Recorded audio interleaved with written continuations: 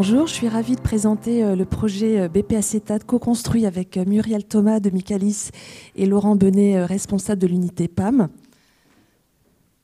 Alors, le microbiote de l'individu sain, c'est un écosystème complexe et équilibré. Chaque bactérie va interagir avec sa voisine et pour certaines d'entre elles, la consommation de métabolites fermentaires est vitale. On appelle ça en anglais le metabolite cross-feeding. Alors, cet équilibre peut être perturbé par la consommation d'aliments particuliers ou la consommation de médicaments. Et il est transitoire. Mais dans certaines conditions, dans le cadre de maladies graves, comme des maladies inflammatoires intestinales chroniques ou maladies métaboliques, ce déséquilibre s'installe et amène à des pathologies graves, voire incurables. Il y a un engouement depuis une quinzaine d'années pour les scientifiques pour développer de nouvelles thérapeutiques par rapport à ce problème de dysbiose installé. Et également, le scientifique s'intéresse aux bactéries qui constituent ce microbiote intestinal. Donc c'est cet engouement pour les probiotiques de nouvelle génération, en anglais Live Bioproduct ou Live Biothérapeutique. Philippe vous en parlera mieux que moi. Il y a plein de subtilités. Que sont ces bactéries, ces probiotiques de nouvelle génération? Ce sont des bactéries commensales qui appartiennent au corps microbiota, qui sont donc abondantes chez l'individu sain, j'insiste, et qui n'ont pas le statut QPS ou GRAS. Leur culture aujourd'hui reste délicate en laboratoire par leur très grande sensibilité à l'oxygène et leur exigence nutritionnelle mal définie. Alors la bactérie Faecalibacterium prusnitzii, vous devez tous la connaître, c'est une bactérie majeure pour la santé humaine. Donc dans le cadre des MICI, son abondance chute drastiquement. Et c'est une bactérie qui se caractérise par la production de butyrate, molécule avec des propriétés anti-inflammatoires. Et pour produire du butyrate, elle doit consommer de l'acétate. Et ça tombe bien, l'acétate est une molécule très abondante dans notre côlon, lorsqu'on est en bonne santé. Et alors, l'ensemble de ces travaux, les travaux réalisés à Probiote, a été le creuset pour la création d'une start-up, Excellium, en 2018. Et cette start-up propose une thérapeutique innovante basée sur l'utilisation d'une souche vivante dans la gestion des malades Crohn ou rectocolite entéro-hémorragique. Et depuis le début de l'année, la phase clinique 1 a été initiée pour étudier l'innocuité du produit vivant. Alors, quelles sont les motivations pour les scientifiques comme pour les industriels à étudier ou exploiter les cocultures microbiennes? Donc, on en a parlé. Alors, pour un scientifique, un microbiote, c'est une organisation complexe de communautés. Chaque communauté a sa propre fonction. Il y a la communauté fibrolytique qui est capable de dégrader les fibres alimentaires. L'autre communauté qui est capable d'assimiler pour sa survie les métabolites fermentaires. Donc tout ça, c'est complexe. Et le modèle de coculture permet d'évaluer ces échanges de métabolites. Et puis on sait, par exemple, pour produire un bon vin blanc, il faut être capable de maîtriser la coculture levure-bactérie pour maîtriser la fermentation malolactique.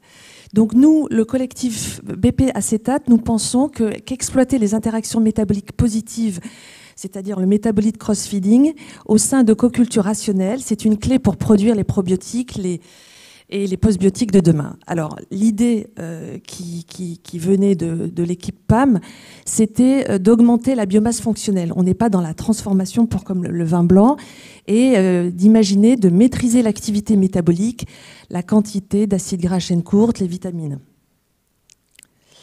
Alors, l'état de l'art sur l'étude scientifique des cocultures, il y a beaucoup de publications sur l'acétate cross-feeding qui met en jeu Faecalibacterium prusnitzii et d'autres bactéries productrices d'acétate comme les bactéries du genre Blossia. Là, je vous en ai sélectionné deux. La publication de 2018, ça a été la première publication qui a modélisé une coculture, voire même une triculture. Et donc, vous avez... Est-ce qu'il y a un pointeur? Non. Bon, tant pis. Donc, sur la cinétique centrale, vous avez représenté la croissance.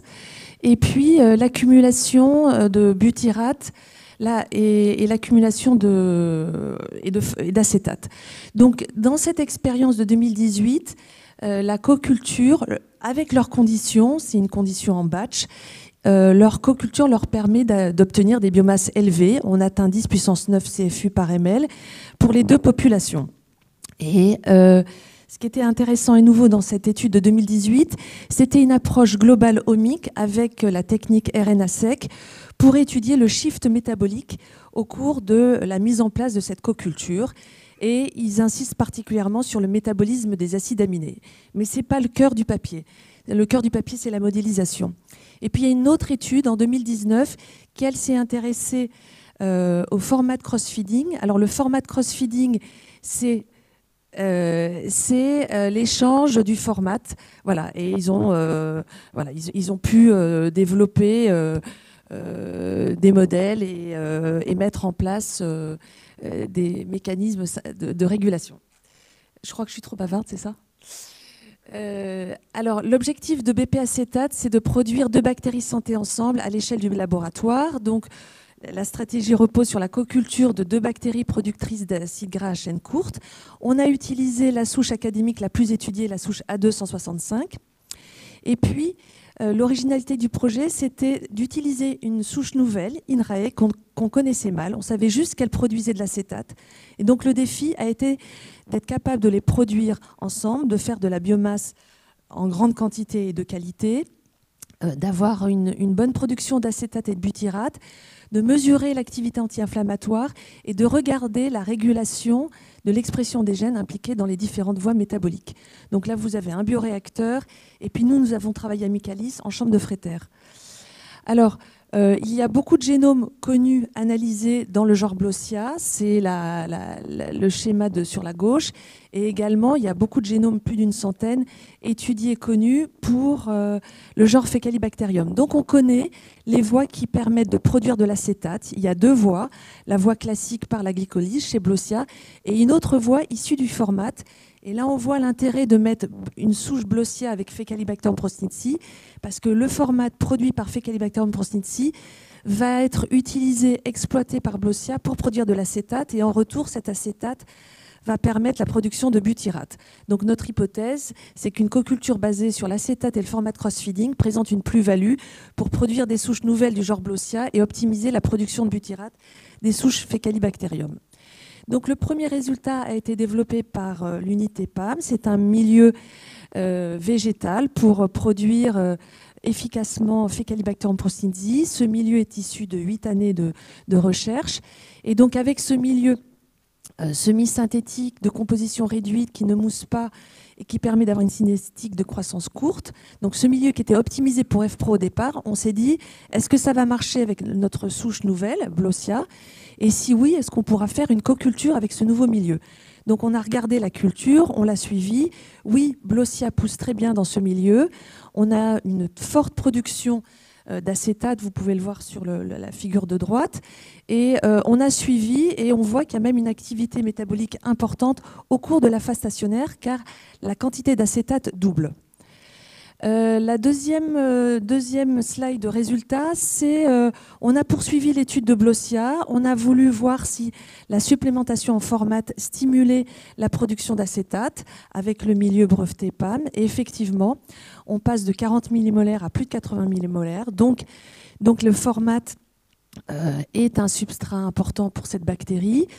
Et puis, on s'est amusé, et dans l'esprit de recyclage, on s'est amusé à regarder si on pouvait faire pousser la souche Blossia dans le surnageant d'une culture de 24 heures de Faecalibacterium prosnitzi. Donc le rationnel, c'est Faecalibacterium prosnitzi n'a pas les mêmes besoins que Blossia, et concrètement, quand on fait des cultures, Faecalibacterium pousse un peu moins bien que Blossia dans différents milieux. Là, on a testé ça dans notre milieu de laboratoire BHI. Et on s'aperçoit, c'est incroyable, qu'on peut faire une croissance tout à fait correcte de Blossia fessis uniquement avec le BHI 100 qui correspond au surnageant de la culture de FPRO. Et donc, on atteint une production tout à fait correcte, puisqu'on obtient 50 millimolaires, ce qui est comparable avec le milieu PAM. Alors, l'étape importante, ça a été d'optimiser la coculture Blossia F Pro. Donc, sur la cinétique de gauche, vous voyez à la fois les cocultures et les monocultures. Donc, la monoculture de F Pro, vous avez un zoom en haut. Donc, la monoculture de F Pro s'arrête vite autour de DO1. Et lorsque F Pro est associé à Blossia, vous avez la poursuite de la croissance. Et donc, on a mesuré les différents, le butyrate et l'acétate après 24 heures de culture. Et donc, on peut voir que F Pro seul produit un peu moins de 5 millimolaires de butyrate, et associé à Blossia, cette production augmente. Et lorsqu'on compare, on a voulu améliorer et tester différents processus de coculture séquentielle et non séquentielle. Et c'est le procédé de coculture séquentielle qui permet d'obtenir la plus grande quantité de butyrate. Notre projet a participé à l'étude de l'effet santé de Blossia dans un modèle de surinfection bactérienne lorsqu'on étudie l'infection virale de la grippe. C'est un projet qui a été conduit par Muriel Thomas et François Trottin. Et puis, dernière diapo de résultats, on voulait absolument regarder la régulation des gènes du métabolisme fermentaire impliqué dans la production de l'acétate et du butyrate. Et donc, on a utilisé le milieu PAM, le milieu breveté. On s'est focalisé sur la phase exponentielle de croissance. Alors, donc, on a pris 3 points dans la cinétique. Il faut regarder la cinétique en rouge qui correspond à la coculture optimisée, séquentielle.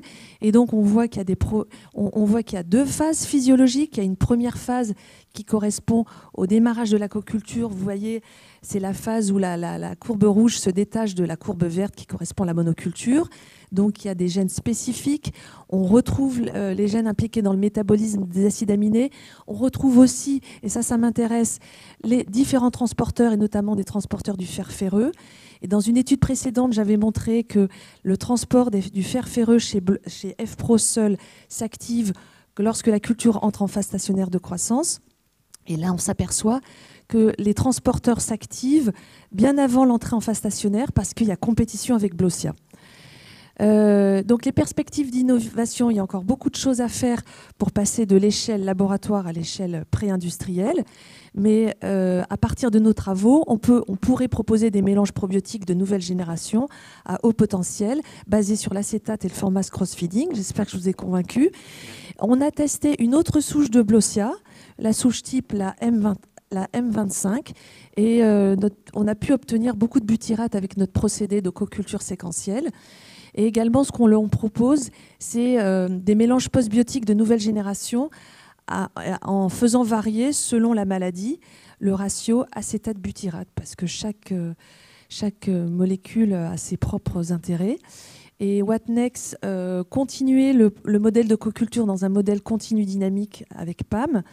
Et puis, il y a un projet de ressourcement qui a été accepté, Guild Omic, qui est porté par Magali Berland de Métagénopolis et qui s'intéresse à la mise en place d'outils bioinformatiques pour construire des réseaux d'interaction au sein du microbiote à partir de tableaux d'abondance, à partir de données publiées. Et l'idée, c'est de trouver de nouveaux partenaires à Faecalibacterium prosnitzi, peut-être plus efficaces, et de nouveaux partenaires aux bactéries Blossia. Voilà, je vous remercie de votre attention et je voudrais prendre le temps de remercier toutes les personnes qui ont participé. Alors, côté PAM, c'est Audrey Rez qui a mis en place et mis au point le milieu de culture. Sophie Verstraeten, c'est l'ingénieure d'études qui m'a aidée pour la réalisation des projets. Sandrine Auger, Séverine Layec m'ont aidé pour l'étude du génome de Blossia.